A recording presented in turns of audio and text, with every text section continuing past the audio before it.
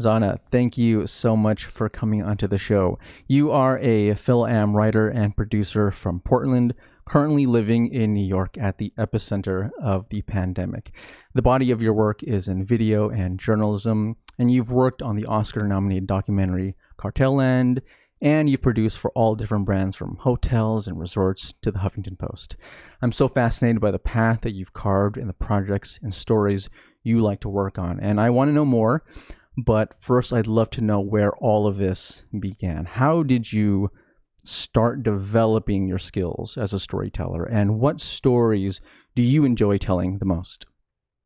Sure. Yeah, well, first off, thank you so much for having me.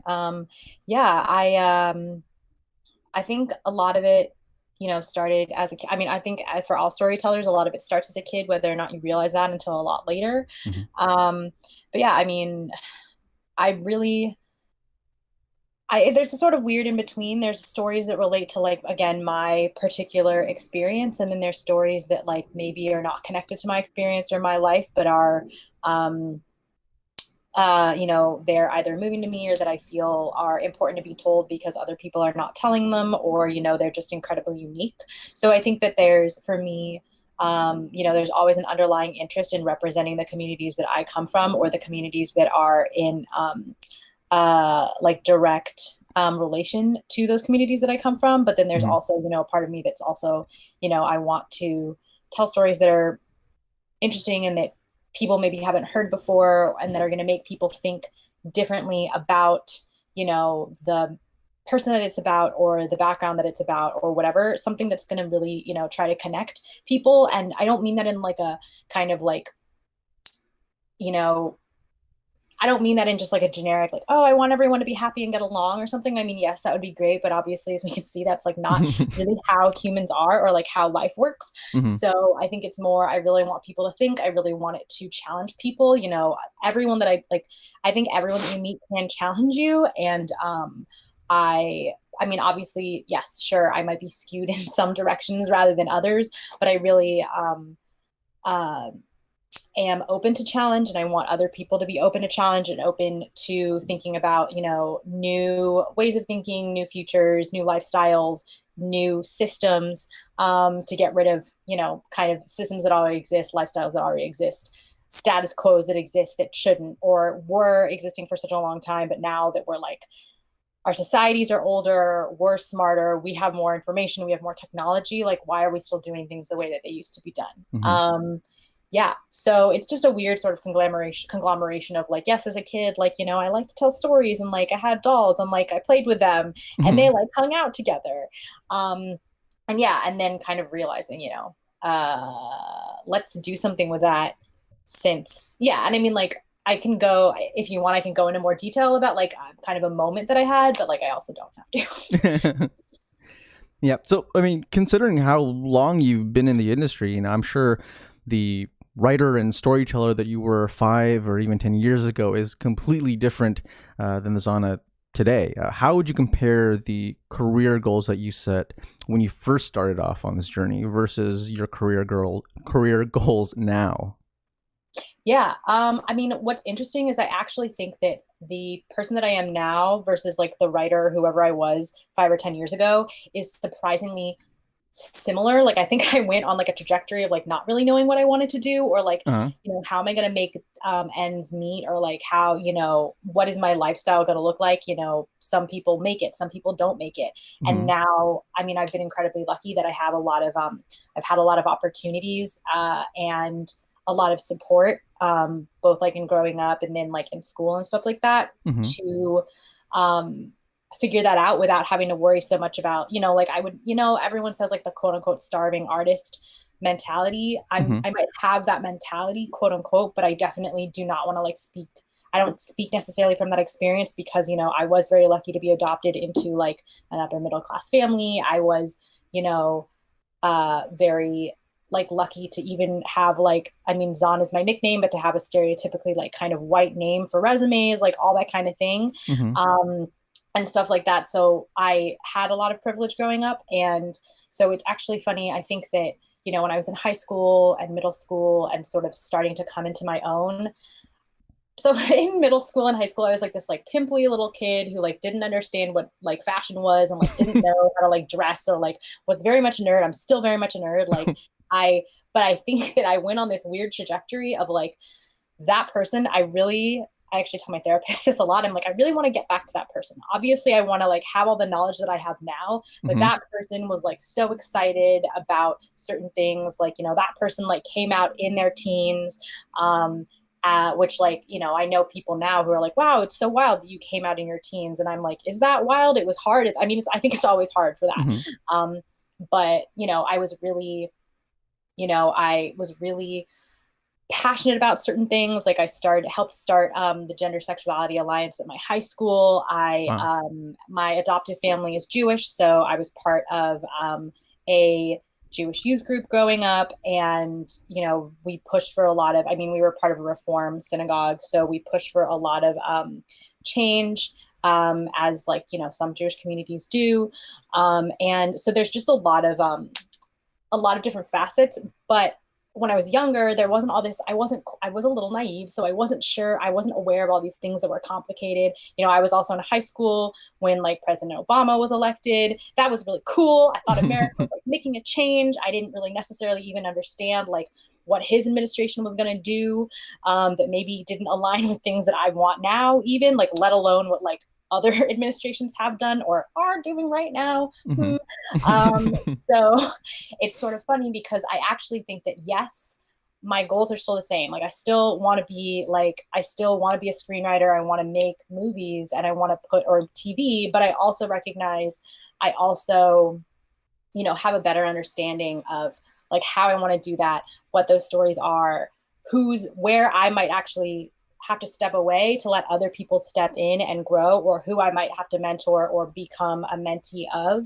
Mm-hmm. And so it's a lot less about, for me, the growth has been a lot less about figuring out what it is that I want to do. Mm-hmm. And more about how do I achieve that? Who is on my like team? Who do I have in my back pocket? Whose back pocket am I in? And really, really like kind of mentally thinking about that as I meet people and as I network, and like, even like coming on here or whatever, and Mm-hmm. like who I'm going to connect with, particularly because I've always kind of felt like a little bit outside of a bunch of different communities that I technically am a part of. Mm-hmm. So I know that was like a really roundabout way of answering the question, but for me, like, I've been in advertising. I technically, although, I'm always like, oh, like I was definitely on the production side and the creative side, but still in advertising. I've been a journalist. I still do journalistic work. I still also work in documentary as well. And I love documentaries, and I also want to continue that. And I think that it's possible to do that and also do scripted work, but it's like, how? And that's always the question, I think, particularly for writers. How are we going to do that? How do we get our work out? How, whatever. And I know one of those things is networking, but for me, it was really like, not just how, like, oh, who am I going to meet and whatever, but like, how am I going to stay true to who I am, Mm-hmm. and do that. And to be fair, like, I do think a lot about like, I've started organizing a lot more in the like last year and a half of my life. And like, I'm now recognizing that's always going to have to be a part of me that's open, no matter what I'm doing. And, maybe it'll be somewhere that I end up like doing like paid work Mm-hmm. in the future. But like, just kind of recognizing that, yeah, your day job isn't your only job, Yep. which like, and like, yeah. And that you can have a million different, or even like a couple different goals. And as long as all the things that you're doing funnel towards them, like, you just have to focus on that. Yeah. Even if I you can't focus on answering a question. I no, I love that because I'm sort of on that same wavelength of, looking back at my high school self and looking about when I first started my page, and I'm like, oh man, like I was pretty daring to go start this new thing. And then, as you go through college, I went into the advertising industry as well. And so it's like you're trying to mold your creativity in a way that is suitable for the office life. And so you can go ahead and have a career. And so you can, be able to pursue your passions. But then, like you said, trying to stay true, especially when it comes to networking and building up your personal brand and whatnot. It's like the advertising industry as it is and as the way it is structured and who is in charge and how you're able to get these jobs, it's like you have to present a certain type of yourself that is sort of like white corporate friendly. And it's really difficult if like you are super outspoken about your opinions and different things that you're okay with and not okay with, and brands that you don't fuck with. And so it's like trying to find that part of yourself that is authentic but can still satisfy your ability to put food on the table. It's difficult, but it's just one of those things. Like I'm so glad that you were committed to making sure that the passions and the social issues that you are interested in are aligned with the work that you're doing. Since you are in New York at the epicenter of the COVID outbreak, and I'm sure you've had a lot of time to be inside, just like everybody else.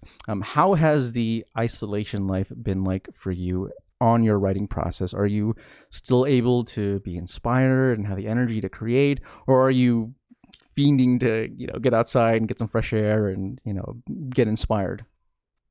It's a little bit of a mixture of both.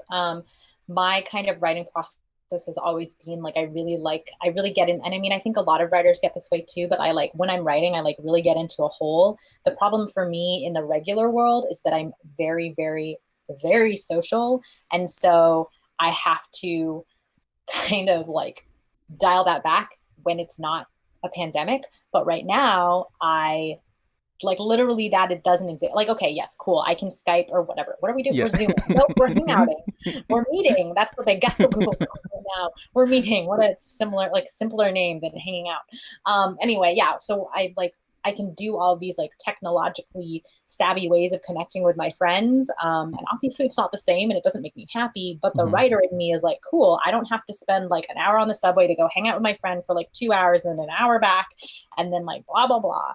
So I'm, again, very lucky. And also I'm in a space where, I live with two other creative people. One's an artist and the other is a host for like a culture news site.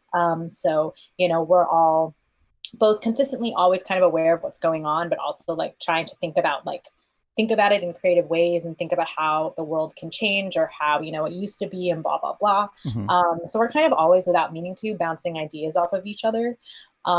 So yeah, it's like nice kind of to live in that ethos. And also, they're working. And so for me, like I can be writing or, also doing, my other kind of like doc stuff on the side.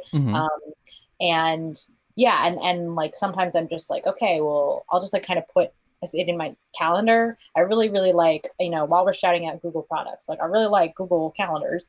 And so I'll just like put the amount of time I want to write in my calendar and then all the other things so that at the very least I know like, okay, well, I should be writing at this time. And the other side of it is just like not getting too mad at myself when I don't do it. I mean, like particularly, right now in the middle of everything that's going on with the protests against police brutality and stuff like that, it's like right now I'm not like, oh yes, let me work on this story that has like nothing to do with this and like was actually like a really like, the thing I was working on before that was a really like, I think understandably self-centered look at like my experience in isolation or quarantine or whatever we're calling it. But like now, like is the time to step back from that and like go out and again, do the things that I need to do or that like my community needs to do to support the Black community and, particularly as part of the queer community, like the Black queer community, et cetera, as since it's like, oh, here we are, it's Pride Month, great. So awesome. Speaking of like things that are, often kind of misrepresented in advertising, Pride is one of those many things. And so for me, it's like, okay, I gotta like be okay with the fact that, yes, of course I'm going to step away from that. And like, also be okay with the fact that maybe it feels like I am not doing enough for for Black Lives Matter or for George Floyd or, and not like feel okay with it. Cause it's not that I feel okay, but just like, there's a point at which like burnout is like not going to help anybody. Yeah. Whether you're being creative or you're being an organizer or you're just angry and hurting and figuring out like, okay, how do I take care of myself? How do I take care of my communities and my like chosen family? How do I check in on my family? How do I do all these things? And it's really, really, really, really not easy. And I think we all know that. And I also want to say that like, if it feels not easy to us, then like imagine how it feels to like our like Black friends or our Indigenous friends who are like really experiencing this on top of everything else that's going on. And yeah, so it's like been a weird, obviously it's like a weird and wild time. And like from a creative perspective, until like the last couple of weeks, it's been, luckily for me, surprisingly productive.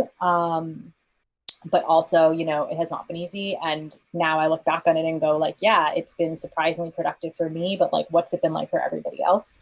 And just trying to recognize, you know, we are by ourselves. So of course we're going to think about ourselves, but how do we think about, you know, everybody else? And, you know, people who are not in the same positions that we are.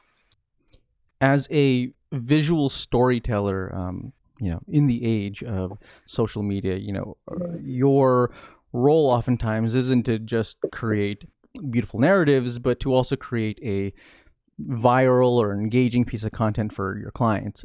As a veteran in this space and in this industry, how do you decide what makes a good story? How do you choose and structure your process? You know, what is your process like for selecting and researching new topics? Yeah, I would say for me, for choosing, my process of choosing a story is not always connected to like what is going to go viral. It's Mm-hmm. more like what I think is going, like what is speaking to me, what's speaking to, you know, the people around me. Mm-hmm. Um, or what's a story that somebody who's come to me really wants to tell, and like how is the best way to tell it from their perspective for them. Mm-hmm. Which is something I will admit I think has put me at odds with companies that I've worked for before. Mm-hmm. And you know, is part of why I'm in a kind of different space than I used to be. So yeah, I think for me, yeah, it's really just a lot of listening to the subjects, Mm-hmm. seeing what's out there, seeing what those stories are, talking, yeah, talking to them and asking them questions, but really hearing what they have to say. And, you know, even down, it's not just like, oh, what is the story, but like, how are they telling it in the way, like when I'm talking to them, like, are they visual? Are they more talkative? Is this going to come through better for them? Are they like, do they use their hands more? Like, is this going to Mm-hmm. be an interview driven conversation or a visual driven conversation? And I usually, while of course we always have ideas of, particularly it's always going to be a video focused thing in, you know, wherever I'm working, Mm-hmm. how is that going to be the most conducive to telling the story of the subject? Or from my perspective, you know, if it's a story that's more connected to my community, what is it that, you know, I'm using that same like ideology or methodology with myself. Like, what's going to be the best way? You know, I mean, that's kind of how I came to wanting to do like film or any sort of like visual storytelling, because I'm a very visual person. But I also am like a very strong, or like, oh, you know, maybe not always strong, but definitely prolific, which is not always a good thing, but sometimes a good thing. Mm-hmm. Writer. And I would say that, yeah, I think that I was like, okay, well, how do I combine like this visual Mm-hmm. aspect with the written aspect?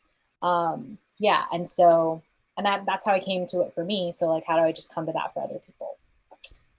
Now, regarding storytelling, you know, Mhm. no conversation about storytelling would be complete without a discussion of inclusion and representation. With Mhm. platforms like YouTube and Instagram, so many artists of color are finally able to tell their stories. There are more nuanced stories, stories that people have forgotten about, or stories that no one ever considered important enough to share. And given that we're living in this golden age of fighting for more representation in our media, whose stories do you think we need to highlight more? Which communities or issues in particular do you feel passionate about that you feel need more representation both in journalism and on the big screen? Sure. I'd say,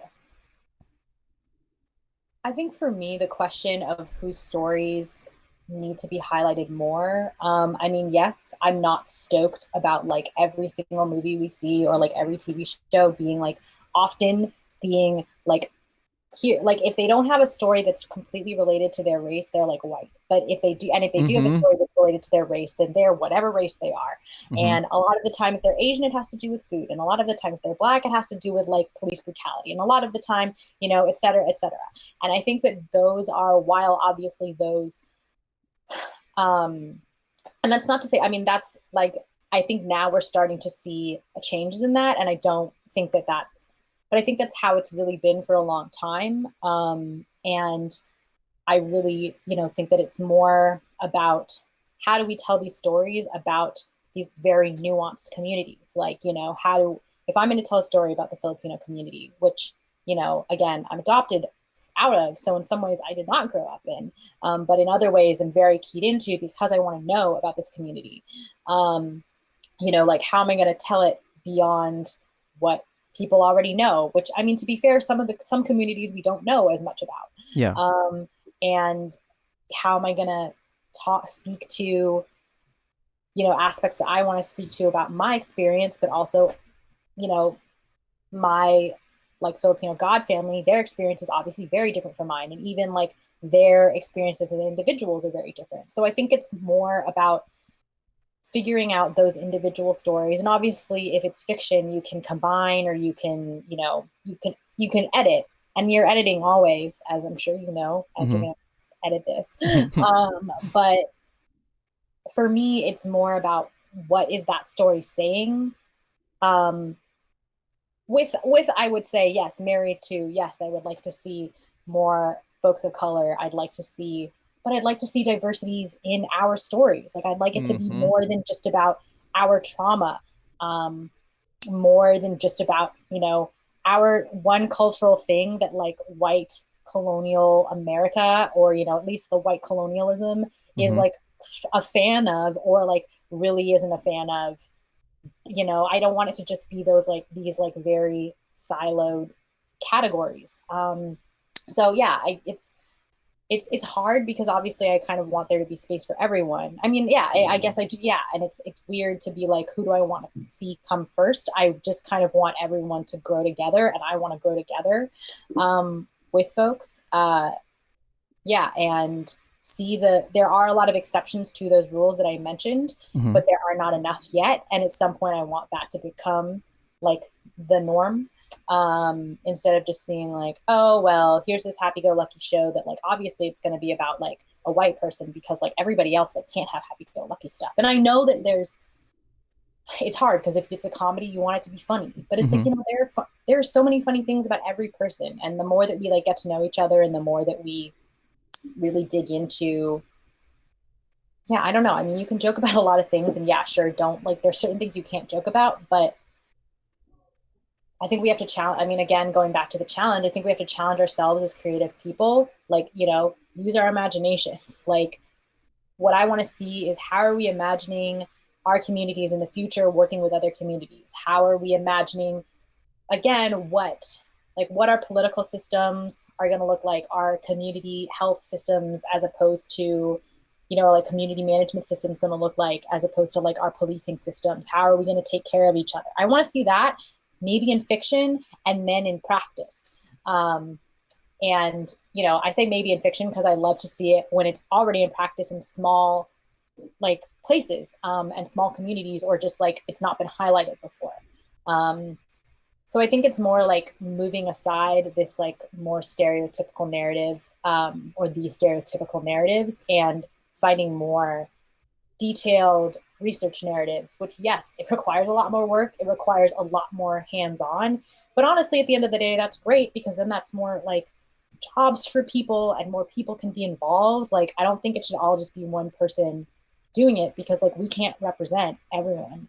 Like, even us as being like outside of that stereotype, whatever, we're not going to be able to represent everyone. So, yeah.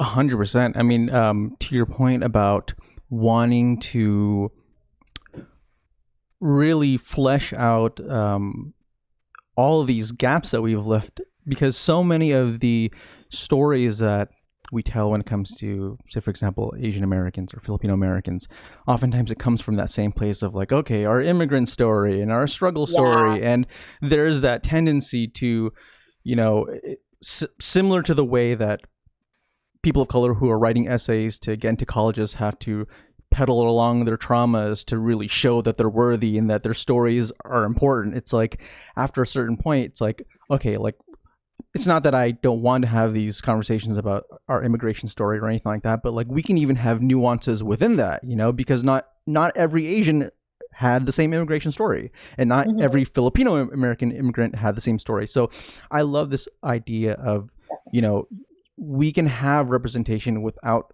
trying to either, you know, have this blank, oh my gosh, we're so amazing, look how glorious our culture is, and we don't have to go the opposite way of, look at how terribly we've struggled, oh my gosh, like we really need, like, all of those things are really important, but there's also that middle ground of, you know, what about our coming of age stories? What about a prom story? What about an awkward, you know, college dating story? Like, those stories also are really important. And I do want to hear more about some of your ideas for community organizing, but we're going to go ahead and take a quick commercial break. We will be right back.